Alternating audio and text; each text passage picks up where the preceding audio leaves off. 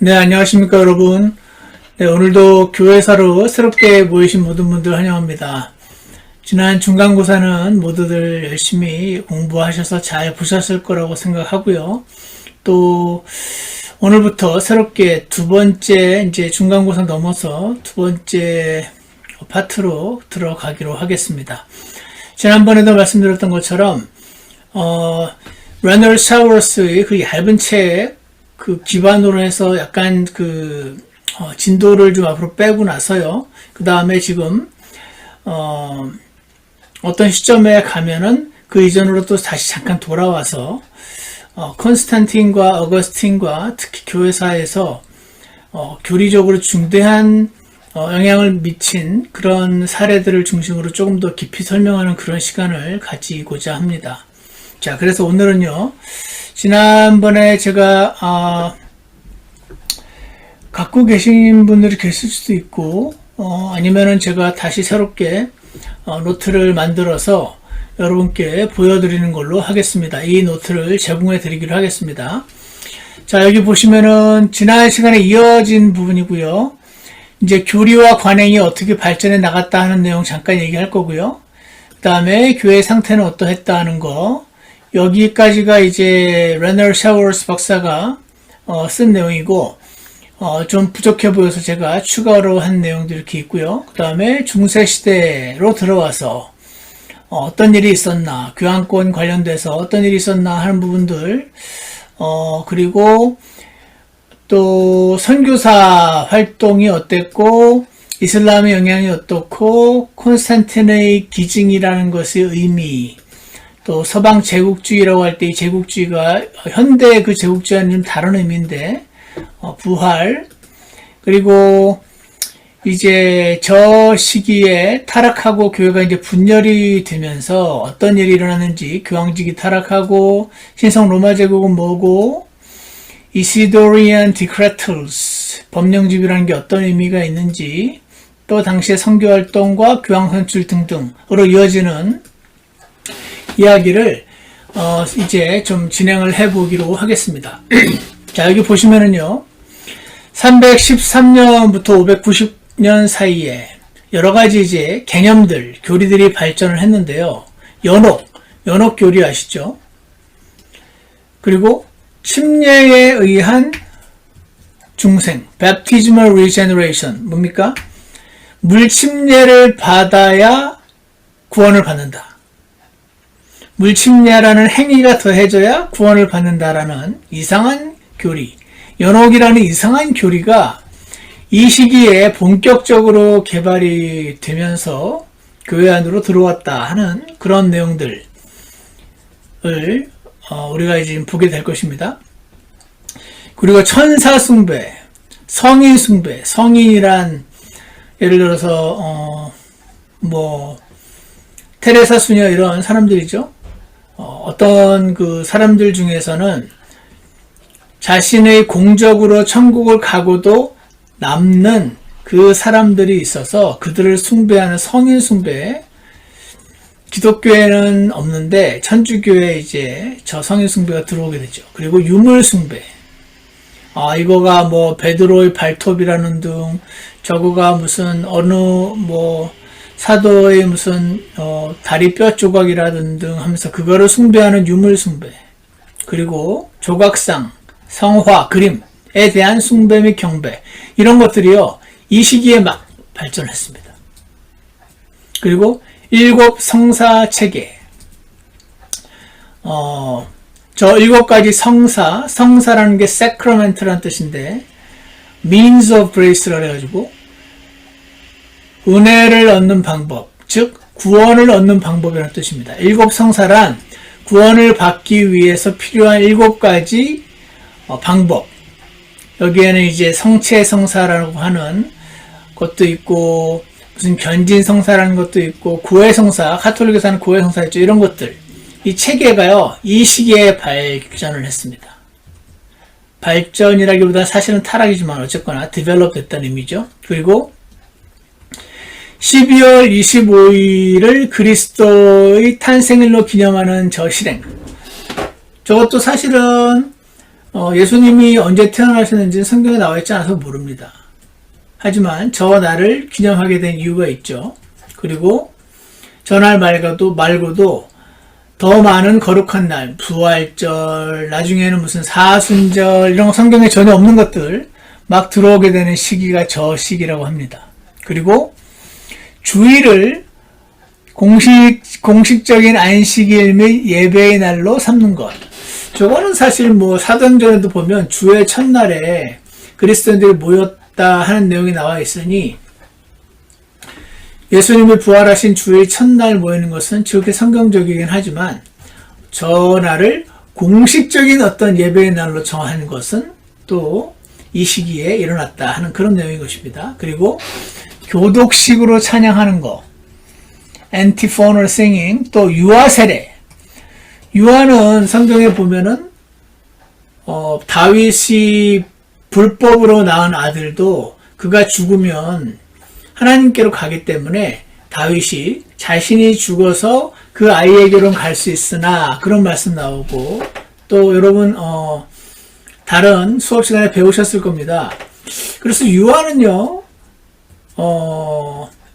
율법이 오기 전에, 옳고 그름을 분별하기 전에 상태로서 그들은 죽어도 천국을 가는 것이 정통 기독교의 가르침임에도 불구하고 어거스틴이라는 사람에 의해서 유아가 죽으면 지옥을 가기 때문에 세례를 통해서 원죄를 씻어야 된다라는 유아 세례의 가르침이 들어오게 되는 그것도 이 시기에 일어났고, 한마디로 온갖 천주교 교리, 이단 교리들이 저 시기에 막 들어오게 되었구나 하는 것을 우리가 알 수 있습니다. 그리고 주의 만찬은 분명히 성경에는 이것을 행함으로 나를 기념하라 라고 말씀하셨음에도 불구하고 저것을 희생 제사로 간주하는 관행, 그래서 주의 만찬을 해야만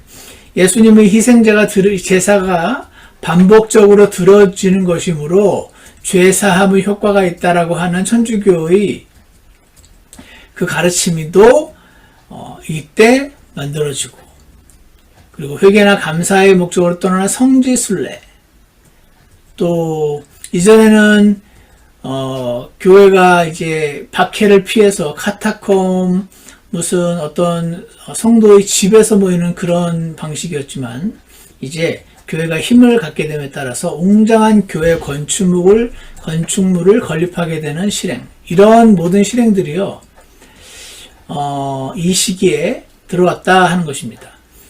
그래서 저 중에는 제 개인적으로 생각할 때는 교회 건축물이 굳이 사치스러울 필요까지는 없지만 많은 성도들을 담기 위해서 교회 건물을 크게 짓는 것은 저는 개인적으로 큰 문제 없다고 생각합니다. 그러니까 들어오게 된 실행 가운데는 매우 비성경적이고 이단적인 실행도 있는가 하면 다른 현대의 많은 교회들이 지금도 따라 행하고 있는 어떤 실행들의 기초가 저 시기에 형성이 됐다 하는 것을 여러분 아시면 될 것 같고요. 그리고 마리아를 숭배하는 마리아 공경 혹은 숭배라고 하면 될 것 같아요. 마리아는요 그냥 경건한 유대인 처녀입니다. 예수님을 낳을 때는 처녀였죠. 처녀가 아이를 낳을 것이라는 하나님의 예언에 따라서 처녀로서 낳았을 뿐, 그 이후 정상적인 부부 관계를 통해서 예수님의 동생, 배달은 아니고 예수님의 동생이라고 할 수 있는 정상적인 부부 관계를 통한 마리아와 요셉을 통한 그런 보통의 유대인 여인입니다.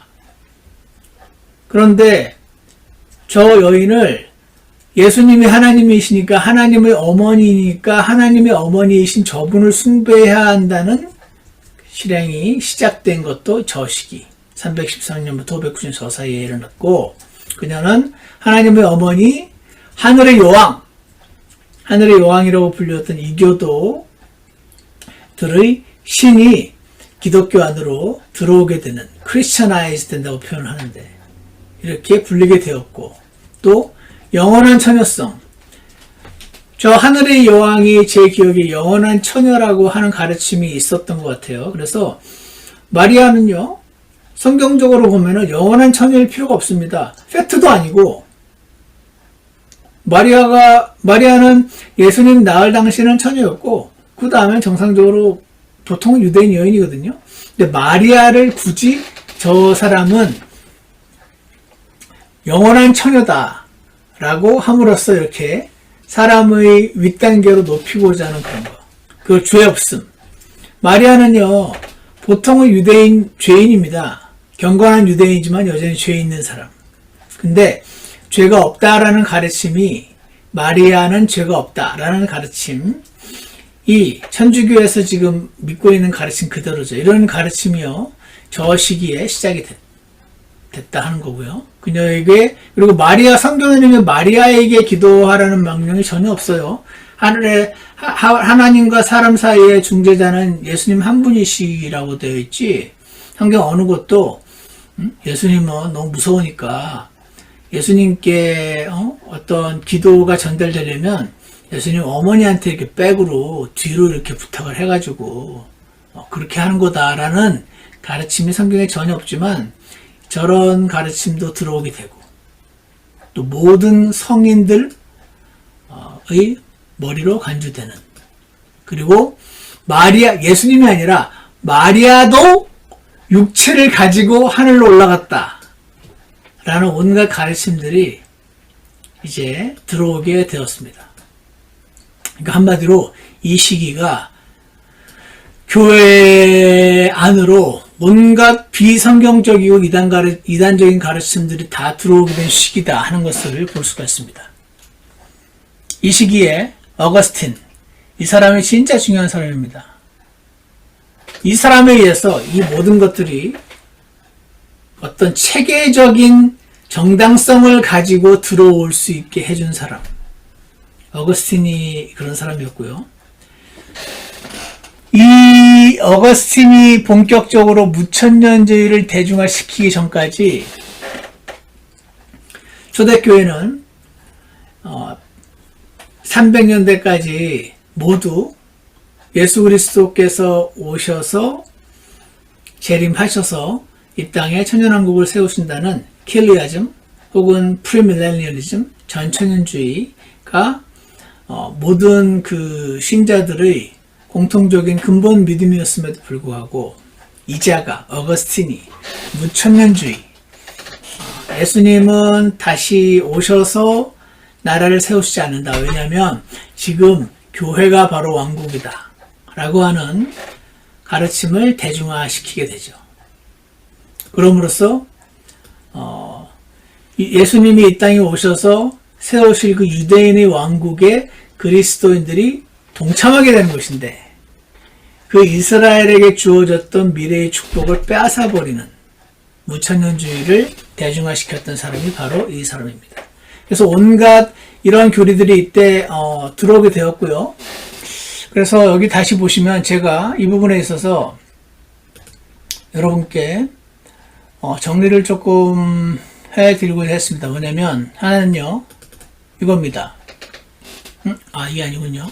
이게 아니고, 아까 보면은 313년에서 594년 사이에 여러가지 이단적인 가르침이 들어오게 되었는데, 연옥 개념이 어떻게 해서 교회 안에 들어오게 되었는지 케네트 윌슨이 여러분에게 이전에 저분이 쓰신 책 제가 그림으로도 보여드린 적이 있습니다. 이 책은 이 내용은 어디에 나와 있냐면, 이분이 쓰신 그 Augustine's Conversion from Free Choice to Non-Free Free Will이라고 한 그 책 내용을 제가 한글로 번역한 것인데요. 여기 보시면요, 어거스틴이 이 책 Genesis contra Manichaeans, 이 사람의 원래 마니교 교도였거든요.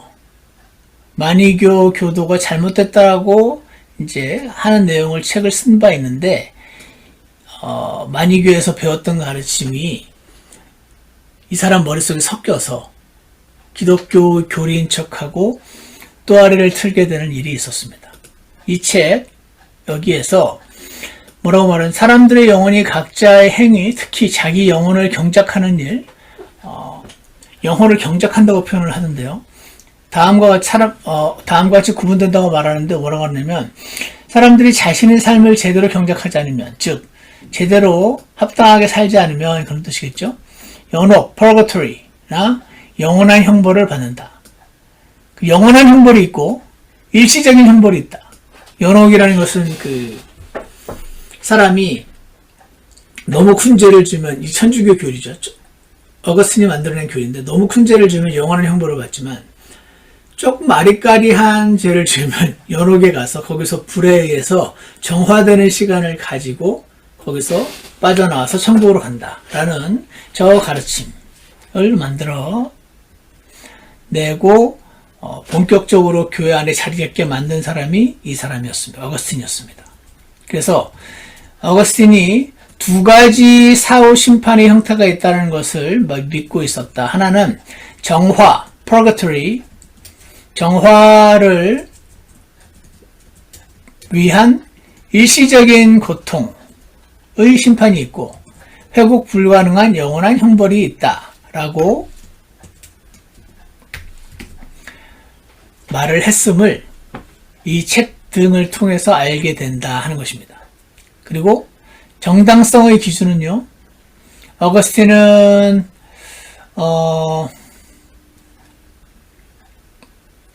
내용을 읽어보시면 될 거고요. 그래서 어거스틴의 책들이 이렇게 이 책 이런 책들을 저 케네스 윌슨이 일일이 전부 다 읽어보고 나서 정리를 했습니다. 어떤 영혼들은 연옥이나 어떤 영혼들은 영원한 형벌을 받는다고 언급을 하면서 영혼들의 공로에 따라 행위 구원이 되겠죠. 착하게 살면 구원은 하나님의 도움이 필요하긴 한데 공로에 따라 하나님의 섭리가 작동을 한다. 그렇게 말을 하면서 켄 윌슨이 이렇게 설명을 합니다. 어거스틴이 이 시기에 자유의지를 아직 이 시기까지만 해도요, 자유의지를 강조하긴 했어요. 근데 저 교리의 포커스가 412년에,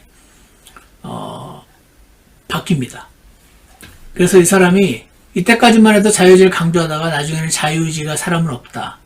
모든 것은 예정되어 있다는 예정론으로 바뀌게 되는데, 412년에.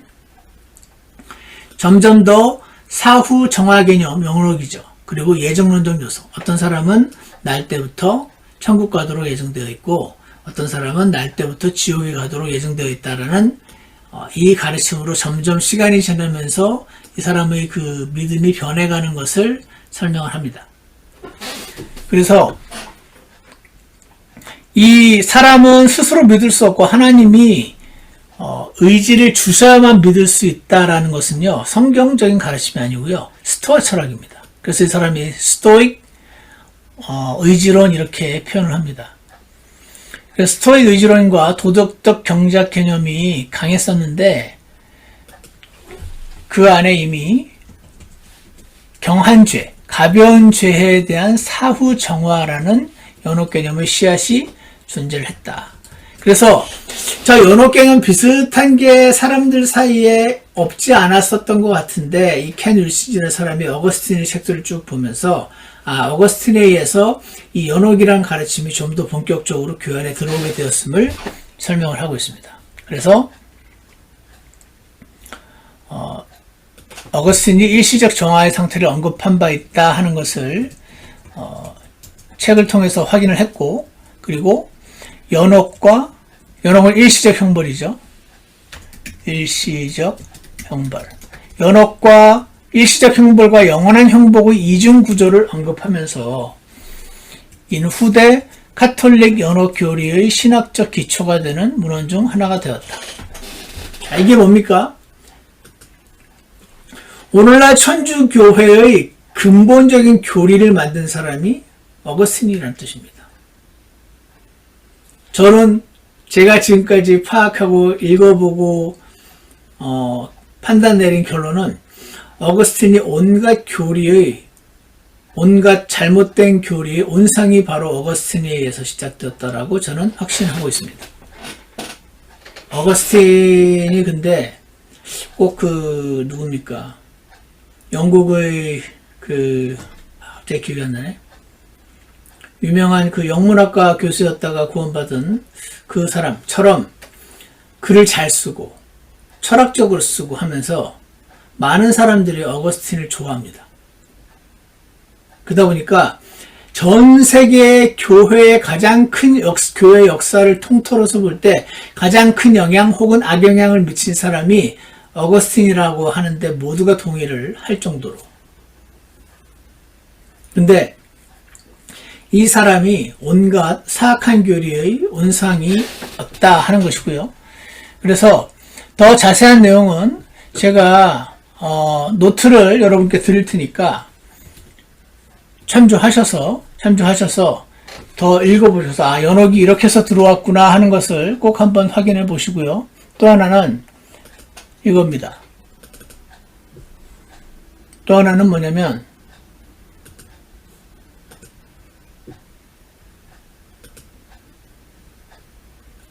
교리원의 이겁니다. 예. Baptismal Regeneration. 저게 뭐냐면요. 물침례를 받아야 구원을 받는다라는 가르침입니다. 저 가르침 때문에 정말 제 생각할 때는 교회를 병들게 한 1등 가르침이 뭐냐 하면은 저 가르침이라고 생각합니다. 실제 구원은 오직 예수 그리스도 믿음으로 구원받거든요. 물침례 안 받아도 구원받지 못하는 거 아닙니다. 물침례는 구원받은 사람이 나는 이제 예수님과 함께 죽었고 새로운 삶을 살기 원합니다라는 고백이 신앙 고백이지, 물침례를 받아야 구원을 받고 물침례를 안 받으면 구원을 못 받고 이런 거 없거든요. 근데 저 가르침이 교회 안으로 쑥 들어오게 되었어요. 여러 가지 성경 구절을 오해해서 그런 건데, 이것도 켄 윌슨이 잘 설명을 해놨는데 한번 잠깐 보겠습니다. 이게 그 책 제목입니다. Augustine's Conversion from Free Choice였던 것 같은데, Choice to Non-Free Free Will. 저 책에 제가 번역을 한 내용인데요. 한번 잠깐 보겠습니다. 어거스틴은 이 시기에 412년이 중요한 해입니다. 저때 어떤 그룹과의 논쟁 과정에서 어거스틴이 확 자기 교리를 바꾸게 됩니다. 그래서 로마서 5장 12절을 설교에서 인용을 하면서 유아들이 죄를 지닌 존재이며 악을 가지고 있다라고 주장했습니다. 유아들도 죄인으로 태어나는 건 맞죠?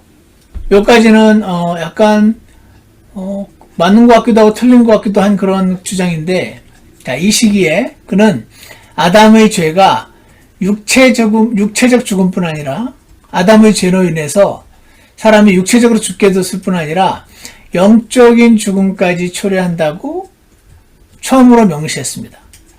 이 부분이 성경적인 가르침과 틀립니다. 그러니까 원죄를 가지고 태어나는 것은 성경적인 가르침이죠. 그 원죄 때문에 사람은 육체적으로 죽게 된다라는 것이지, 영적인 죽음은요, 원죄를 가지고 태어났기 때문에 아이의 상태에서 죽으면 지옥에 간다. 그러니까 아까 말한 그 Baptismal Regeneration, 이거를 통해서 유아 침례를 해야지 그 원죄, 아담과 이브의 죄로 인한 길트, 그 길트가 가만 내버려두면 아이들은 다 지옥 가기 때문에 물침례를 받아야 된다. 왜냐하면 물침례를 받아야 그 원죄를 사해지기 때문이다 라는 가르침을 어거스틴이 처음으로 아주 성경적인 교리인 것처럼 자세한 설명과 함께 제시를 한 사람이 바로 어거스틴이었습니다. 그래서 413년 1월에는 개별 신자들이 어떤 사람들은 영원한 생명을 받도록 예정되었다라고 하는 칼빈주의 가르침이 이미 어거스틴이 개발했다 하는 것을 우리가 알 수 있습니다. 저거는 어거스틴이 혼자 개발했다기보다 그 이전에 그가 몸담았던 스토아 철학과 마니교와 영지주의 가르침을 에서 기원한 그런 비성경적인 가르침인데, 자, 자세한 건 나중에 또 더 보기로 하고요. 예정론을 처음 언급한 사람이 바로 칼빈이 아니고요. 칼빈 이전에 아무도 없었다가 어거스틴이 처음입니다. 근데 칼빈은 어거스틴을 너무나 사랑했거든요. 그리고 같은 해 6월 24일 설교에서 그는 인간이 자유롭게 강제당한다라는 이상한 표현을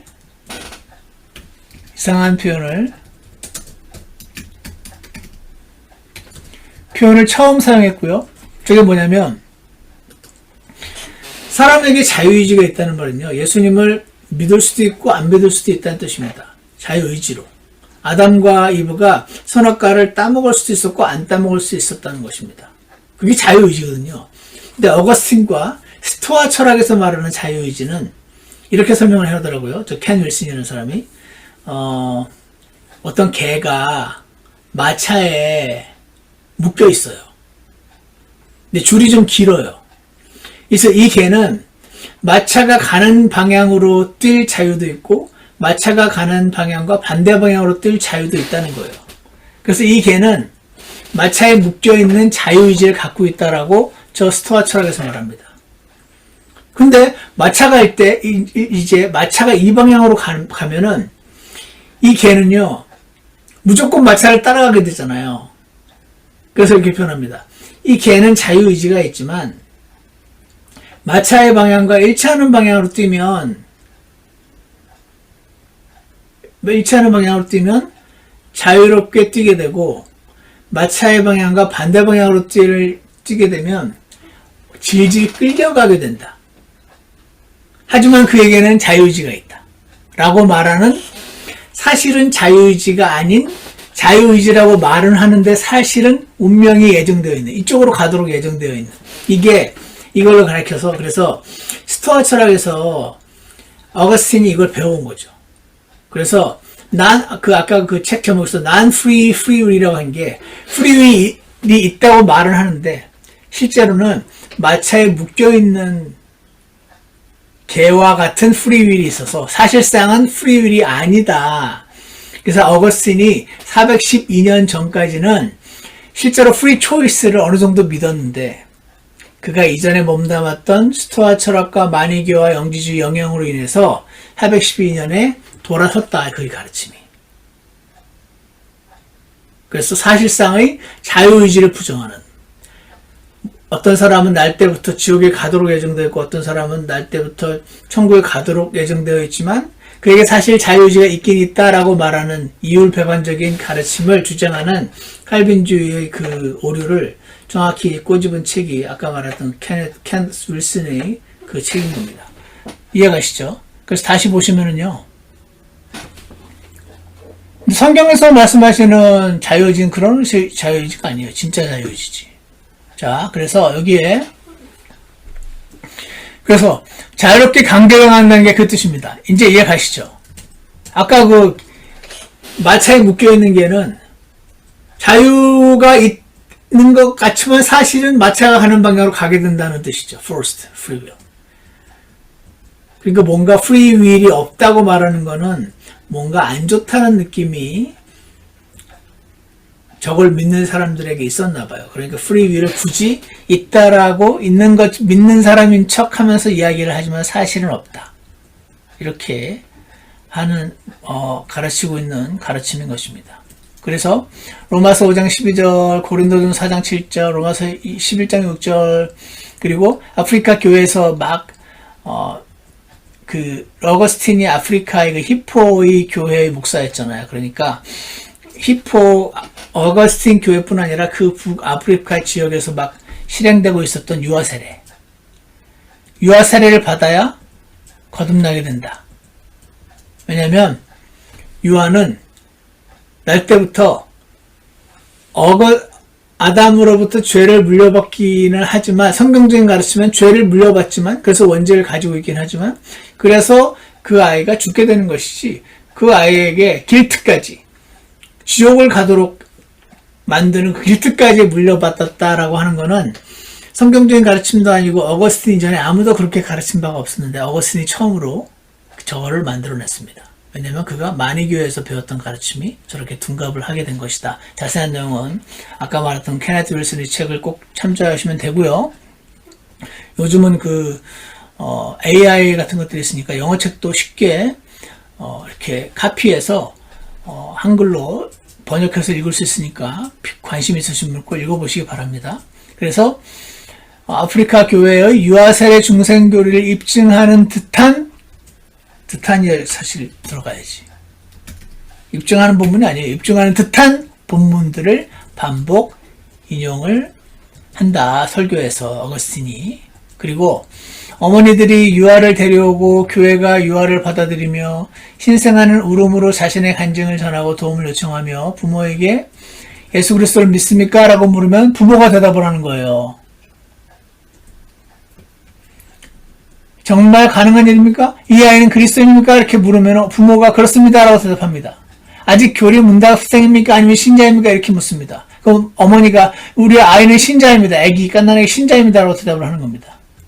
그래서 여기서 아무것도 이해하지 못하는 신생아가 이렇게 이제 엄마가 대답을 해주면 교리 문답을 받은 성인보다 앞서서 신자로 간주가 되었습니다. 만약 세례, 침례의 물에서 아이를 데려가지 않는다면 그들을 고쳐야 할 자들이라고 말하면서 그들이 독에 오였음을 고백하는 셈이다. 이 부분은요, 라틴어를 AI가 번역을 한 부분인데 무슨 말인지 제가 완전히 이해를 못하겠어요. 여러분도 나중에 한번 찾아보시기 바랍니다. 우리는 오늘 이 중에서 중요한 부분, 이해가 가는 부분만 일단 한번 읽어보겠습니다.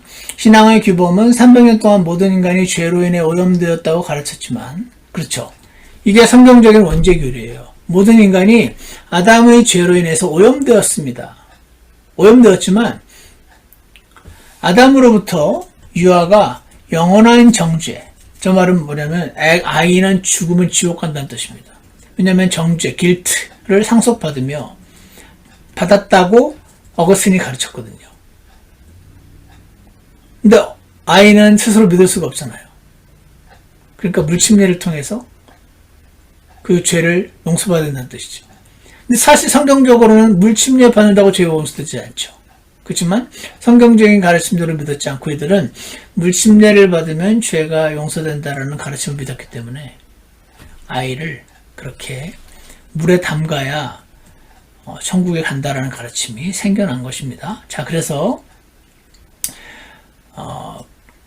그렇기 때문에 반드시 유아들은 구원의 세례를 받아야 한다고 주장한 사람이 어거스틴이요. 처음입니다. 어거스틴 이전에 AD 412년 이전에 아무도 이렇게 가르친 사람이 제대로 가르친 사람이 없었다라고 이 케네트 윌슨이 주장을 합니다. 실제로는 이 유아 세례라는 가르침이 교회 안에 실행이 되고 있었지만, 그리고 또 누굽니까? 터툴리안이 유아 세례가 왜 잘못되었고, 침례에 대한 중생이 왜 잘못되었는지를 설명한 바도 있지만, 이렇게 교리적으로 아예 체계적으로 성경적으로 마치 입증된 교리인 것처럼 제시한 사람이 어거스틴이 처음이다. 그런 뜻인 것 같습니다. 그래서 그는 어거스틴은요, 전통적인 원죄 개념은요, 아담과 이브로부터 사람이 죄를 물려받지만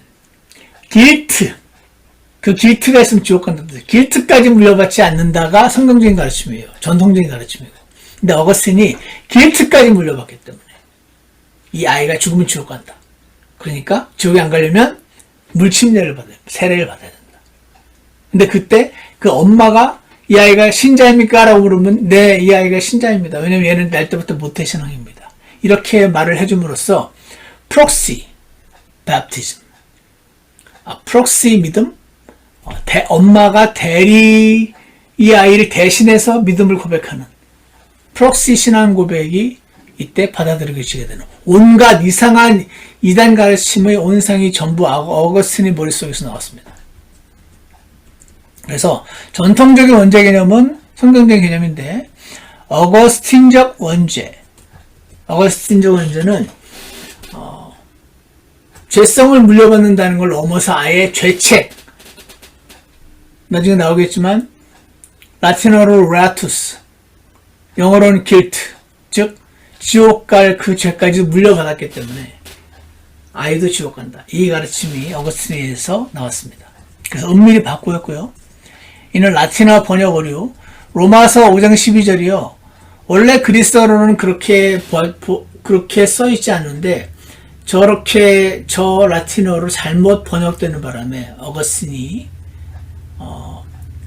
어린아이는 아담과 이브의 죄로부터 길트까지 물려받았다라고 잘못 이해하면서 나오게 된 웃지 못할 사건이 일어났다고 이야기를 합니다. 그래서 그는 키프리아누스와 도나투스파의 죄의 전염, 이게 사실은 맞는 거죠. 죄의 전염, 죄가 전염된 거죠. 죄의 전염은 개념을 거절하면서도 대신 유전된 정죄, 이게 그겁니다. 정죄가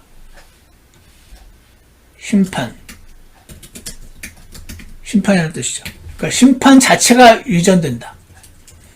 성경은 죄성을 물려받아서 그 아이가 선택하여 죄를 지을 때 죄인이 되는 거지, 죄책과 길트를 물려받아서 태어나면서부터 지옥 갈 죄인이 되는 거다라고 성경은 가르치지 않습니다. 만약에 이걸 사실이라면 다윗에게서 태어났던 그 아이는 죽으면 지옥 가는 거였지만 다윗은 내가 그에게 갈 수는 있어도 라고 표현을 하는 것이 말이 안 되고, 그리고 광야에서 태어났던 아이들은 이전 세대의 죄에 대해서 책임을 하나님이 묻지 않으시고 가나안 땅에 데리고 들어가시는 이 여러 가지 사례들을 통해서 볼 때 성경적인 가르침은 정죄가 심판이 유전되는 것이 아니고 길트가 유전되는 것이 아니고 죄의 전염이 성경적인 가르침이다 하는 것입니다.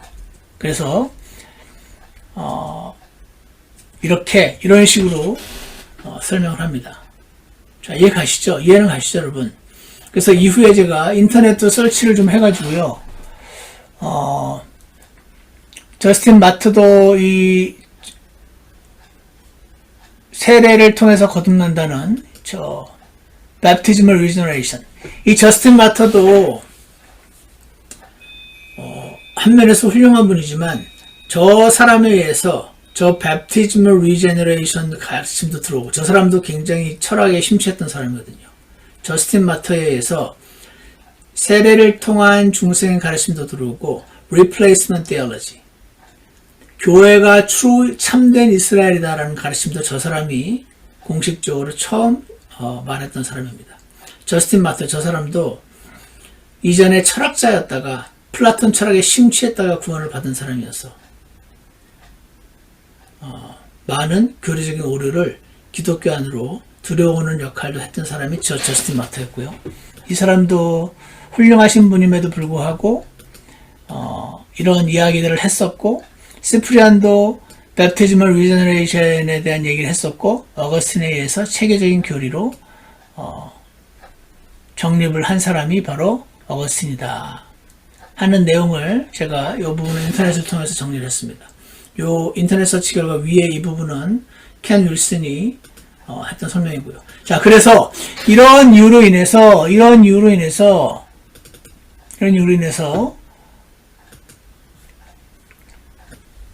이 사이에 연옥, 침례, 중상 등등 이런 것들이 들어오게 되었다 하는 것들, 왜 들어오게 됐나? 누구에 의해서 체계가 되었나? 범인은 거의 어거스틴이다 하는 것을 보게 됩니다. 저 사람에 의해서 전천년주의가 교회 안에서 사라지고 교회가 왕국이다 하는 무천년주의 가르침이 또 기독교에 뿌리 내리게 만든 장본인도 어거스틴이다 하는 것을 알게 되실 겁니다. 자, 그래서요, 시간이 조금 더 있으니까 여기까지만 보겠습니다. 자, 그래서 교회의 상태, 교회와 국가의 결합은 우리 다음 시간에 좀 더 자세히 살펴보겠지만 313년에 콘스탄틴이 기독교를 로마의 합법적인 종교로 인정을 해주게 됩니다. 그러면서 어거스틴 스스로가 크리스찬이라고 주장을 하면서 황제가 믿는 종교가 된 거죠, 교회가. 그래서 교회가 로마 제국과 결합이 되게 됩니다.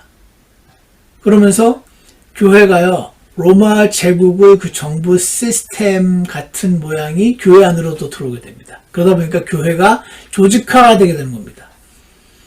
그래서 이렇게 제도화되고 조직화된 교회, 로마 천주교회로 곧 발전하게 되는 교회를 이렇게 학자들은 또 Organized Church라고 부르게 됩니다.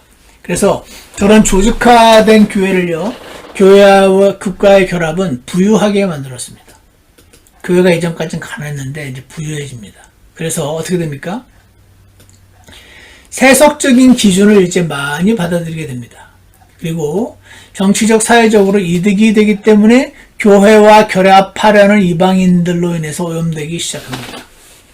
그러니까 거듭난 그리스도인이 지역교회에 들어오는 게 맞는 건데, 황제가 믿는 종교에 나도 들어가야지 해서, 거듭나지 않고 교회에 등록만 하면 교회의 그 멤버가 되는 이방인들로 인해서 이제 교회의 타락과 오염이 되기 시작합니다.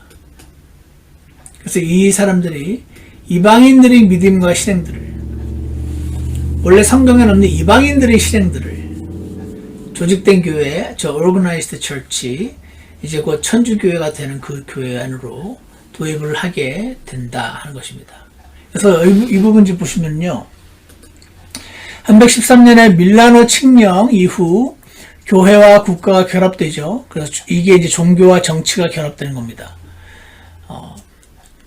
왜 미국에서 이렇게 맨날 separation of church and state, 교회와 국가는 분리되어야 한다는 말을 열심히 주장을 하는 것인가? 이 천주교회의 그 악영향과 교회와 국가가 결합이 될 때 얼마나 악한 일들이 생기는지를 교회사를 통해서 본 그리스도인들이 교회는 국가와 분리되는 것이 맞다라는 정교 분리의 가르침이 기독교의 공식 가르침이 되게 되는 계기가 바로 이것이기도 합니다. 자, 그래서 교회 안에 이제 이방 종교와 이방 문화 요소들이 어떻게 들어오게 되는가? 예를 들어서 이거죠. 이방 축제가 기독교 축제가 됩니다. 예컨대 12월 25일이 크리스마스가 원래 로마의 태양신 숭배 날이었어요. 솔 인비투스 축제였죠.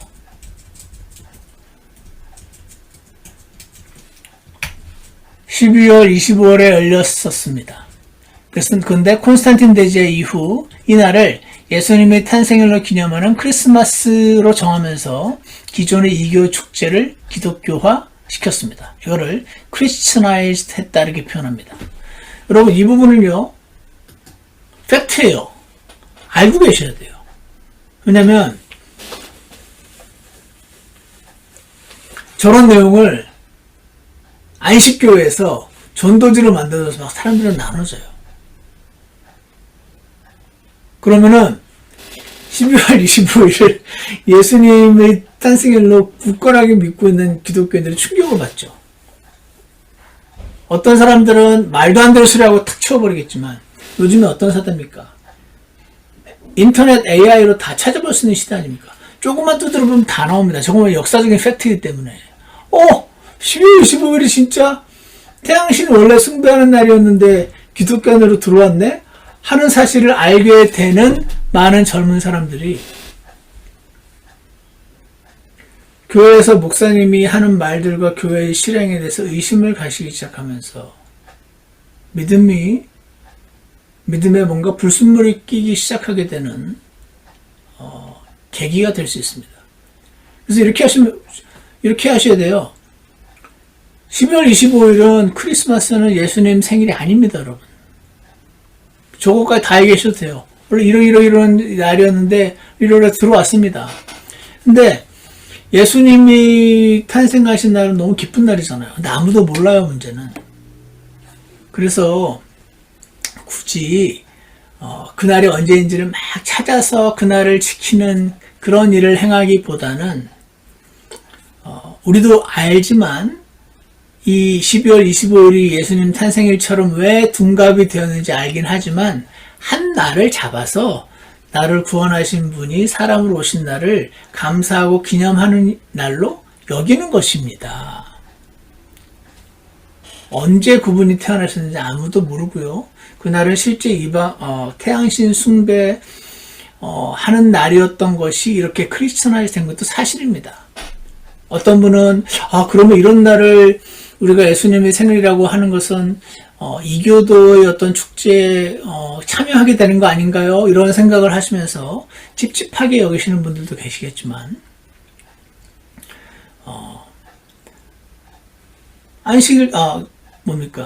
부활절도 마찬가지거든요. 부활절도요, 원래는 유대인의 그 6월절과 연결되어 있어요. 근데 이것도 콘스탄틴이 유대교와 분리해야겠다라는 목적으로 기독교만의 따로 날짜를 잡은 게 현재의 부활절이거든요. 그러니까 우리가 지키는 부활절도 실제로 예수님이 부활하신 날이 아닙니다. 이런 것들을 여러분이 하나님의 사역자로서 교회를 섬기시려고 할 때 알고 계셔야 돼요.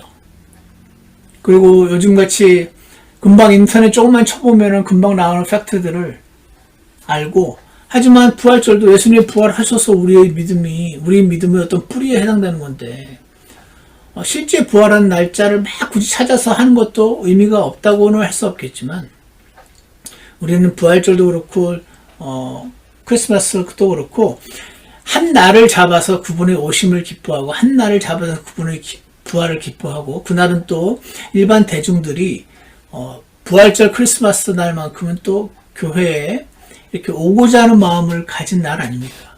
그런 날을 기회로 삼아서 복음을 전하는 기회로 삼으면 되는 것이지, 굳이 다르게 이해하지 않는 것이 합당하다라는 생각에 근거하여 믿음으로 이 날을 기념하고 기뻐하는 것 뿐입니다. 이렇게 알려주시면 돼요. 그랬을 때 꼭 그날이라서 진짜로 믿어서, 아니면은 이 이교도 축제인지를 모르고 지금 막 우리가 이렇게 하는 거구나 하는 것이 아니라는 것을 알려줘서 그들의 연약한 믿음을 세워주시면 되는 것이라고 저는 생각을 합니다. 그래서 옛날에는요, 이런 거 잘 모르는 분이 많았어요. 근데 요즘은 시대가 바뀌었습니다. 부활절의 유래, 크리스마스 유래 하면은 다 나옵니다. 진짜 몇 초 만에 찾을 수 있습니다. 그렇기 때문에 우리는 알고 설명을 잘 하는 방향으로 가는 것이 저는 맞다고 생각합니다. 그래서요, 여기 다시 보시면 실제로 콘스탄틴이 이런 짓을 막 했습니다. 이교 축제를 기독교화 시켰어요. 이방인의 개종을 유도하고 종교적 충돌을 줄이기 위함이었습니다. 나름 선한 목적이었습니다. 그리고 성인들의 융배와 유물 숭배, 이 veneration of saints, 우리는요, 성인들을 숭배하지 않습니다. 우리는 베드로를 숭배하지 않고요. 우리는 아타나시우스를 숭배하지 않고요. 우리는 마더 테레사를 숭배하지 않고요. 이 성인들이 대장이라고 하는 마리아를 숭배하지 않습니다. 그들은 사람이고 거듭난 그리스도인이요, 행위로는 다 모두 죄인들 아닙니까? 렐릭스, 유물들, 이게 베드로의 발톱이래더라, 이게 누구의 오른쪽 뼈래더라, 이거 다 의미 없습니다. 진짜인지 확인할 길도 없습니다. 이것을 숭배하는 것은 우상숭배라고 저는 생각합니다. images, 이런 것도 숭배하는 것 모두 저는 우상숭배라고 생각합니다.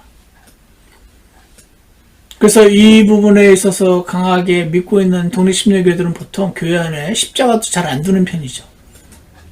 하지만 지금 시대가 변해서 십자가 정도 돈다고 큰 문제 없다고 생각합니다. 그렇지만 가능하면 성경에 있지 않은 어떤 물건들이나 어떤 것들을 숭배하는 형태가 되지 않게 하려고 많이 노력들을 하죠. 그것이 합당합니다. 그것이 여러분 놀랍게도 칼빈도 같은 믿음이었습니다. 이 면에 있어서. 오늘날의 장로교회는 칼빈의 이 믿음과 정면으로 배치되는 일들을 하고 있습니다. 어쨌거나 나중에 더 설명드리기를 하고, 자, 교대 이교도들에게는 신들의 형상, 유물, 신전, 순례 등이 중요한 요소였어요. 원래 이교도들이 이런 걸 했었어요. 신들의 형상, 제우스 형상 이런 거 만드는 거 있죠. 유물, 신전, 순례 이런 거에 중요한 의미를 부여했었습니다. 기독교가 국교가 된 로마 제국은 이제 옛날에 이런 사람들을 이제 숭배했었는데 이제는 순교자들. 순교자들 정말 대단하지 않냐. 순교자 무덤을 참배하고 그리고 그 순교자 무덤에다가 교회 건물을 짓고 이런 실행들이 나오게 됩니다. 그들의 유물을 경배하는 관행이 확산되었습니다. 이는 점차 성인들의 중보, 원래 성인들은 중보하는 자들이 아니에요. 오직 예수님만 중보하는 분이시지, 중재자이시지. 근데 이런 가르침이 나오게 된 이유가 여기 있고요. 성화에 입맞추는 풍습, 유물에 대한 기적신앙, 이런 거 지금도 있습니다. 브라질의 무슨 어느 성모상에서 뭐 눈물이 흘렀는데 그 눈물이 흐르는 순간 그 자리에 있었던 사람들은 전부 병이 나았다더라. 이런 거죠. 유물에 대한 기적신앙 등으로 발전을 하게 되었다 하는 것입니다. 교회 내부에서는 이교적 요소가 믿음의 외형과 의식 속에 들어오게 되었다는 비판이 제기가 되었습니다. 그러니까 이거를 모두가 다 좋게 여긴 것만은 아니었어요. 예를 들어서 제롬 같은 사람, 성경 번역가 있죠, 라틴어로. 로마의 기독교인들이 지나치게 이교적 습관과 사치를 따라간다고 막 비판을 했답니다. 하지만 그는요, 수도원 생활을 또 옹호했어요. 저는 수도원 생활은 앞으로 공부하시면 알겠지만 저 영지주의에서 나오게 된 신앙 중에 하나라고 믿고 저거는 그다지 성경적이지 않다고 저는 생각을 합니다만 당시의 믿음으로서는 타락한 교회를 떠나서 세상의 성공을 떠나서 수도원에서 생활하는 것을 매우 가치 있게 여기는 분위기가 많았습니다. 이런 걸 옹호했죠. 그리고 세속화된 교회 문화에 대해서 경고하고 막 이런 거 이방 축제 기독교화에 대해서 반대했던 사람 중에 하나가 제롬이었다라고 말합니다. 나중에 북아프리카에 등장한 도나티스트, 우리의 현재의 믿음의 선배들 중에 하나라고 믿는 분들이죠. 왜냐하면 이들이 순결한 교회를 원했다면, 그리고 국가 권력과 결탁한 교회는 부패했다고 선언하고 교회와 국가의 분리를 주장했던 이런 여러 가지 몇 가지 면에 있어서 당시에도 현대 우리가 보기에 합당한 믿음을 가지고 있었던 사람들이 있었구나 하는 차원에서 이 도나투 스파의 모든 것을 다 우리가 인정한다는 뜻은 아니고 어떤 면에서 우리 믿음의 선배가 될 만하다라고 생각하는 그런 그룹 중에 하나입니다. 그래서 이들이 도나투스 같은 경우에 이교와의 혼합이나 세속화된 기독교를 강하게 거부했다는 면에서 오늘날 현대 그리스도인들 가운데 같은 그런 일을 하게 되는 것입니다. 죄송합니다. 자, 그래서 이 나머지 내용들은요, 오늘 다 볼 시간 없으니까 제가 교회 방에다가 올려놓을 테니까 이 중세 교회 시대 교회 역사 이 전 내용까지 전부 다 한번 읽어보시기를 바랍니다. 제가 여러분께 자료를 올려드리겠습니다. 그러면 오늘 공부는 여기서 마치겠습니다. 수고하셨습니다.